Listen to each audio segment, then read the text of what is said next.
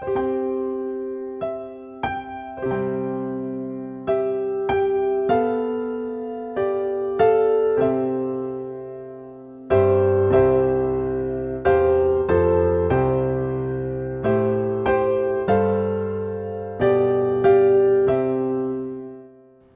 pagi pendengar setia Radio Cakrawala yang diberkati Tuhan. Salam jumpa pagi ini dalam kasih dan anugerah Allah bagi setiap kita yang percaya dan bersandar penuh kepadanya. Sahabat Cakrawala, sesaat lagi kita akan bersama-sama mendengarkan renungan Oasis Fajar yang akan disampaikan oleh Letnan Yotam. Selamat mendengarkan, Tuhan Yesus memberkati.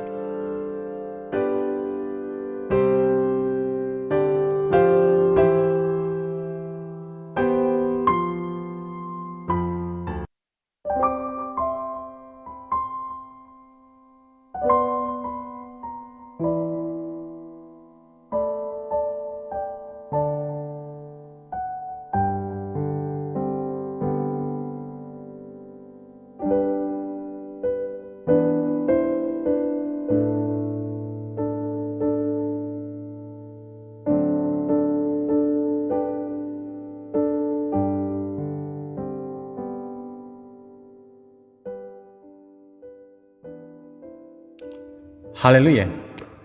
Selamat pagi saudara pendengar setia Cakrawala yang diberkati oleh Tuhan. Dari Jayapura, Papua, saya menyapa Anda sekalian melalui renungan Oasis Fajar edisi Kamis tanggal 29 Oktober tahun 2020. Sebelum kita mendengarkan firman Tuhan, terlebih dahulu kita berdoa. Bapa kami yang di sorga, kami naikkan ucapan syukur kami pada pagi hari ini untuk kasih dan setia Tuhan yang selalu baru atas hidup kami.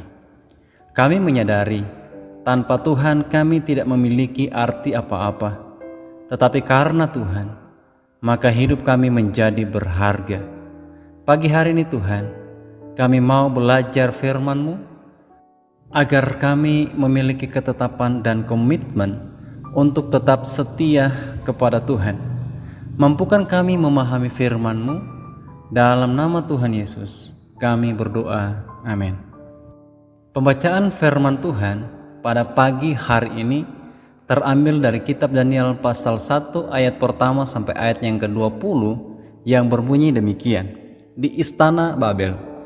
Pada tahun yang ketiga pemerintahan Yoyakim Raja Yehuda, datanglah Nebukadnezar Raja Babel ke Yerusalem, lalu mengepung kota itu. Tuhan menyerahkan Yoyakim Raja Yehuda dan sebagian dari perkakas-perkakas di rumah Allah ke dalam tangannya. Semuanya itu dibawanya ke tanah Sinear, ke dalam rumah dewanya. Perkakas-perkakas itu dibawanya ke dalam perbendaharaan dewanya. Lalu Raja bertitah kepada Aspenas, kepala istananya, untuk membawa beberapa orang Israel yang berasal dari keturunan raja dan dari kaum bangsawan, yakni orang-orang muda yang tidak ada sesuatu celak, yang berperawakan baik, yang memahami berbagai-bagai hikmat, berpengetahuan banyak, dan yang mempunyai pengertian tentang ilmu, yakni orang-orang yang cakap untuk bekerja dalam istana raja, supaya mereka diajarkan tulisan dan bahasa orang Kasdim. Dan raja menetapkan bagi mereka pelabur setiap hari dari santapan raja dan dari anggur yang biasa diminumnya. Mereka harus dididik selama 3 tahun, dan sesudah itu mereka harus bekerja pada raja. Di antara mereka itu ada juga beberapa orang Yehuda, yakni Daniel, Hananya, Misael, dan Azaria. Pemimpin pegawai istana itu memberi nama lain kepada mereka. Daniel dinamainya Belsazar, Hananya dinamainya Sadrak, Misael dinamainya Mesak, dan Azaria dinamainya Abednego. Daniel berketetapan untuk tidak menajiskan dirinya dengan santapan raja dan dengan anggur yang biasa diminum raja. Dimintanyalah kepada pemimpin pegawai istana itu supaya ia tak usah menajiskan dirinya. Maka Allah mengaruniakan kepada Daniel kasih dan sayang dari pemimpin pegawai istana itu. Tetapi berkatalah pemimpin pegawai istana itu kepada Daniel, "Aku takut kalau tuanku raja yang telah menetapkan makanan dan minumanmu berpendapat bahwa kamu kelihatan kurang sehat daripada orang-orang muda lain yang sebaya dengan kamu, sehingga karena kamu aku dianggap bersalah oleh raja." Kemudian berkatalah Daniel kepada penjenang yang telah diangkat oleh pemimpin pegawai istana untuk mengawasi Daniel, Hananya, Misael, dan Azaria, "Adakanlah percobaan dengan hamba-hambamu ini selama 10 hari, dan biarlah kami diberikan sayur untuk dimakan dan air untuk diminum. Sesudah itu bandingkanlah perawakan kami dengan perawakan orang-orang muda yang makan dari santapan raja. Kemudian perlakukanlah hamba-hambamu ini sesuai dengan pendapatmu." Didengarkannyalah permintaan mereka itu, lalu diadakanlah percobaan dengan mereka selama 10 hari. Setelah lewat 10 hari, ternyata perawakan mereka lebih baik dan mereka kelihatan lebih gemuk daripada semua orang muda yang telah makan dari santapan raja. Kemudian penjenang itu selalu mengambil makanan mereka dan anggur yang harus mereka minum, lalu memberikan sayur kepada mereka. Kepada keempat orang muda itu Allah memberikan pengetahuan dan kepandaian tentang berbagai-bagai tulisan dan hikmat. Sedang Daniel juga mempunyai pengertian tentang berbagai-bagai penglihatan dan mimpi. Setelah lewat waktu yang ditetapkan raja bahwa mereka sekalian harus dibawa menghadap, maka dibawanyalah mereka oleh pemimpin pegawai istana itu ke hadapan Nebukadnezar. Raja bercakap-cakap dengan mereka, dan di antara mereka sekalian itu tidak didapati yang setara dengan Daniel, Hananya, Misael, dan Azaria. Maka bekerjalah mereka itu pada raja dalam tiap-tiap hal yang memerlukan kebijaksanaan dan pengertian. Yang ditanyakan raja kepada mereka, didapatinya bahwa mereka 10 kali lebih cerdas daripada semua orang berilmu dan semua ahli jampi di seluruh kerajaannya. Demikian pembacaan firman Tuhan, dan saat ini kita akan masuk kepada renungan, di mana renungan pada pagi hari ini saya berikan tema di balik sebuah keberhasilan. Berhasil adalah impian semua orang, karena tidak seorang pun mau gagal dalam hidupnya. Keberhasilan itu dapat dicapai dengan kerja keras dan disiplin diri. Dibutuhkan skill atau keterampilan dan wawasan pengetahuan. Bagian firman Tuhan yang kita baca tadi berbicara tentang orang-orang muda yang hebat. Ayat 4 berbunyi demikian, yakni orang-orang muda yang tidak ada sesuatu celah, yang berperawakan baik, yang memahami berbagai-bagai hikmat, berpengetahuan banyak, dan yang mempunyai pengertian tentang ilmu, yakni orang-orang yang cakap untuk bekerja dalam istana raja, supaya mereka diajarkan tulisan dan bahasa orang Kasdim. Saudaraku, orang-orang muda yang hebat ini, mereka sedang digodok, dididik, dibentuk supaya mereka dapat bekerja bagi Raja Nebukadnezar. Mengapa mereka bekerja bagi Nebukadnezar? Karena mereka saat ini menjadi tawanan raja. Saudaraku yang diberkati Tuhan, 33 tahun sebelumnya Nabi Yeremia telah menubuatkan bahwa Israel akan mengalami pembuangan dan diangkut ke Babel selama 70 tahun. Hal ini terjadi karena umat Israel menolak mendengarkan firman Tuhan. Yeremia pasal 25 ayat 8 sampai ayatnya yang ke-10, demikian firman Tuhan. Sebab itu beginilah firman Tuhan semesta alam, oleh karena kamu tidak mendengarkan perkataan-perkataanku, sesungguhnya aku akan mengerahkan semua kaum dari utara. Demikianlah firman Tuhan, menyuruh memanggil Nebukadnezar raja Babel hambaku itu. Aku akan mendatangkan mereka melawan negeri ini, melawan penduduknya, dan melawan bangsa-bangsa sekeliling ini, yang akan kutumpas dan kubuat menjadi kengerian, menjadi sasaran suitan, dan menjadi ketandusan untuk selama-lamanya.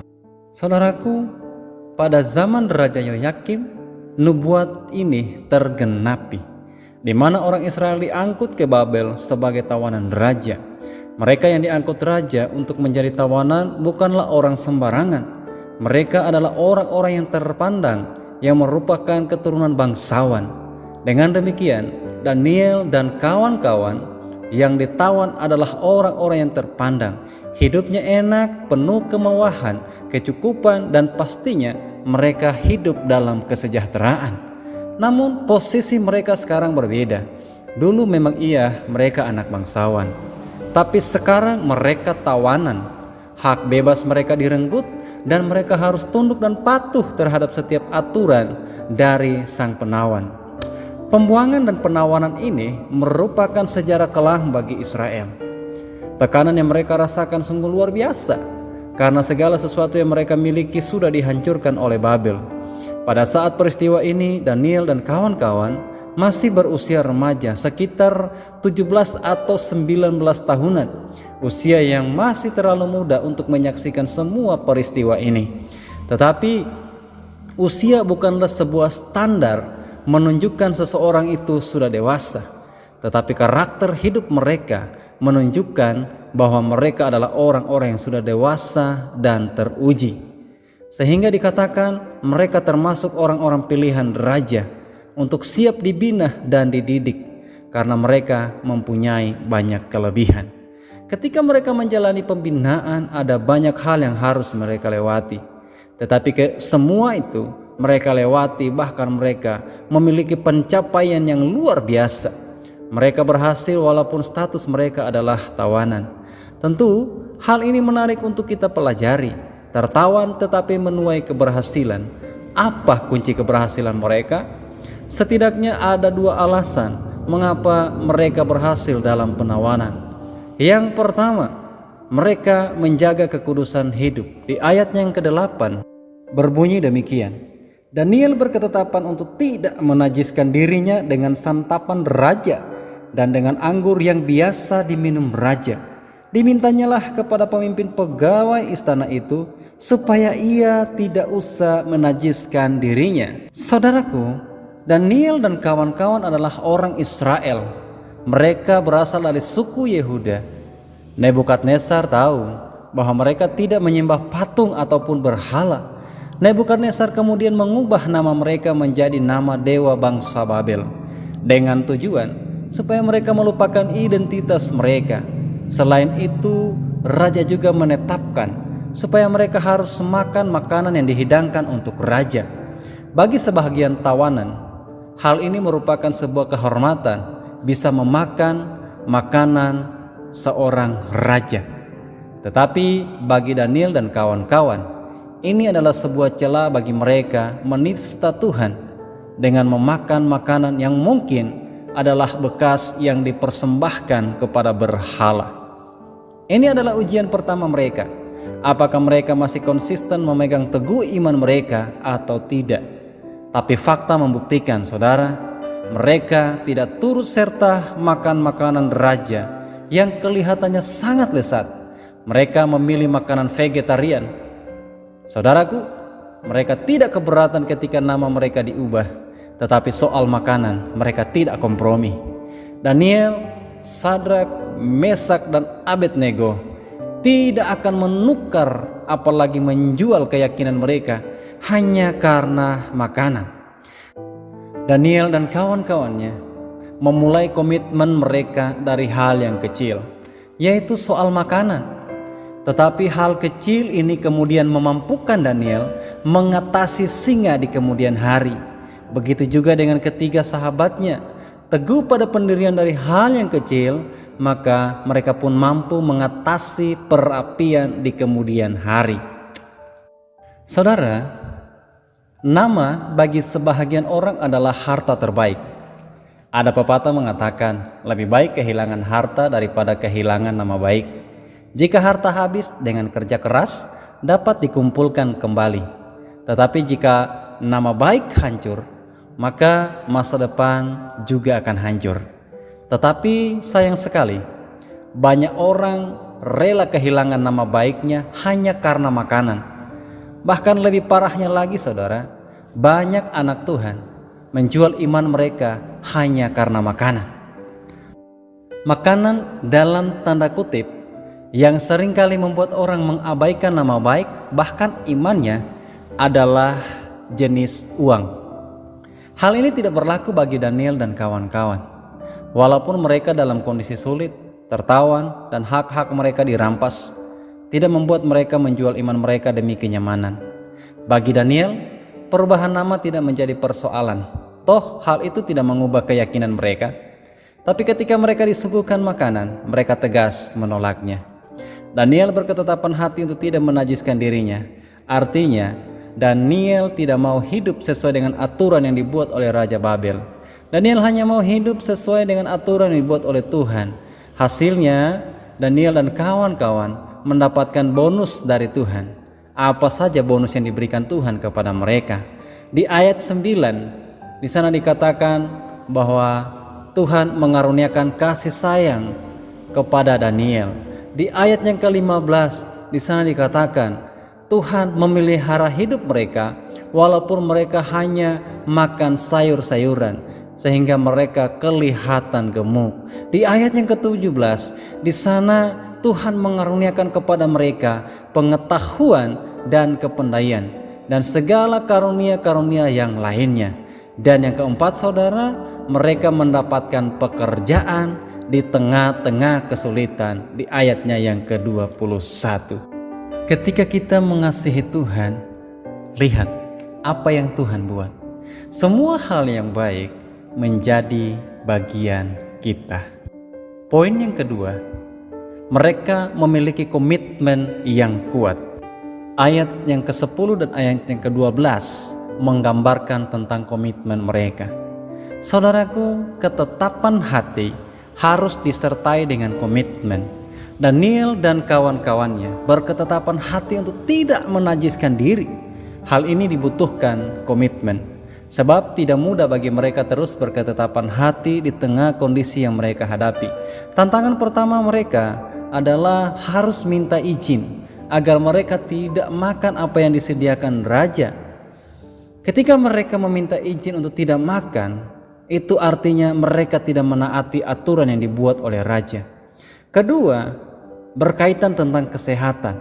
Jika mereka hanya makan makanan sayur-sayuran, dikhawatirkan mereka tidak akan sehat, dan itu akan membahayakan bagi penjaga mereka dan diri mereka sendiri. Hal yang ketiga, ini berkaitan tentang keinginan. Ketika mereka makan bersama selama 10 hari, mereka harus makan sayur-sayuran saja, sedangkan anak muda lainnya makan daging dan tentunya makanan yang lezat. Ini bisa menjadi batu sandungan bagi mereka. Ketika ada keinginan sedikit saja, maka ketetapan hati mereka akan runtuh. Tetapi karena mereka telah berkomitmen, maka komitmen mereka membawa mereka kepada keberhasilan. Ayat 15 dikatakan, setelah lewat 10 hari, ternyata perawakan mereka lebih baik dan mereka kelihatan lebih gemuk daripada semua orang muda yang telah makan dari santapan raja. Bukan hanya itu saja, saudara. Ternyata keempat pemuda ini memiliki tingkat kemampuan 10 kali lipat dibandingkan dengan semua pemuda yang lain. Bahkan semua pegawai-pegawai raja tidak ada yang sehebat mereka. Saudara, komitmen Daniel, Sadrak, Mesak, dan Abednego adalah bukti dari cinta mereka kepada Tuhan. Karena kasih mereka begitu besar kepada Tuhan, menjadikan mereka berbeda dengan anak-anak muda lainnya yang ikut arus aturan Raja Nebukadnezar. Ketika ada aturan makan, mereka tidak mampu menolak. Tetapi Daniel dan kawan-kawan menolak, sebab mereka takut mencemarkan kekudusan hidup mereka. Poin penting dalam komitmen ini adalah kerendahan hati mereka yang mau tunduk pada aturan Tuhan dan takut kepada Tuhan dengan tidak mau mencemarkan diri mereka. Amsal pasal 22 ayat 4 firman Tuhan berbunyi demikian. Ganjaran kerendahan hati dan takut akan Tuhan adalah kekayaan, kehormatan, dan kehidupan. Jika dikaitkan dengan kehidupan Daniel dan kawan-kawan, maka mereka telah memperoleh ganjaran dari hidup mereka yang takut akan Tuhan. Yang pertama, kekayaan. Mereka menjadi orang-orang terpandang karena kedudukan mereka di istana raja sangat tinggi. Daniel dianugerahkan banyak pemberian besar, menjadi penguasa atas seluruh wilayah Babel dan menjadi kepala dari semua orang bijaksana di Babel. Demikian halnya Sadrak, Mesak, dan Abednego diberikan kedudukan yang sangat tinggi. Pasal 3 ayat 30 dikatakan demikian. Lalu raja memberikan kedudukan yang tinggi kepada Sadrak, Mesak, dan Abednego. Yang kedua, kehormatan. Mereka dihormati bukan hanya dihormati oleh para pegawai raja. Bahkan Raja Nebukadnezar pun menghormati Daniel. Lalu sujudlah Raja Nebukadnezar serta menyembah Daniel. Pasal 2 ayat 46. Yang ketiga saudara, kehidupan. Mereka diluputkan dari maut. Daniel lolos dari gua singa. Sadrak, Mesak, dan Abednego lolos dari perapian yang menyala-nyala.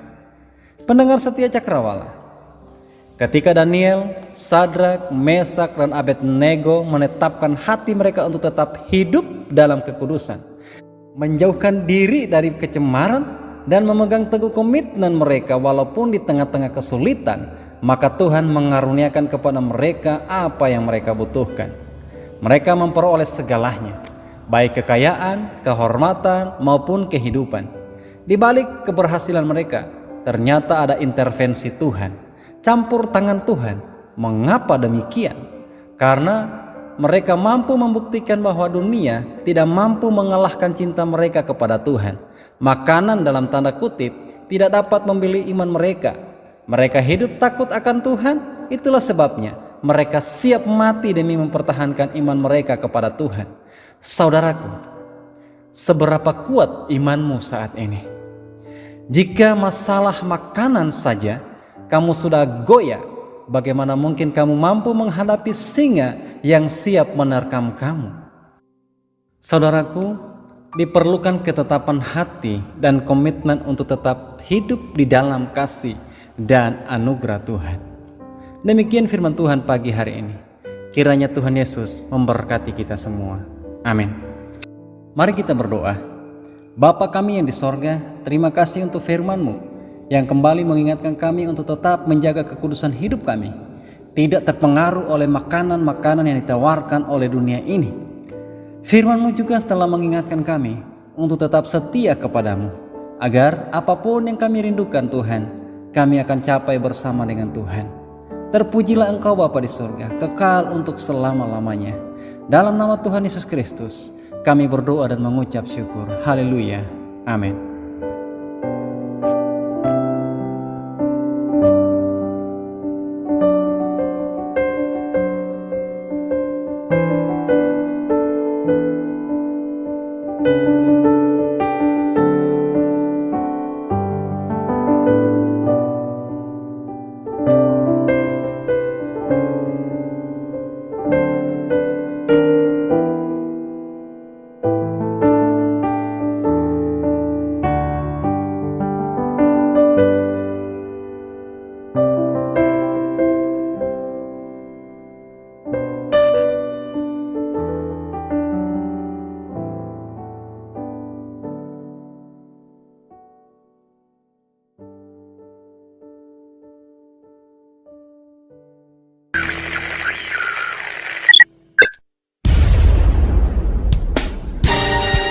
Pastikan Anda tetap bersama dengan kami di gelombang 89,2 FM, The New Cakrawala Radio.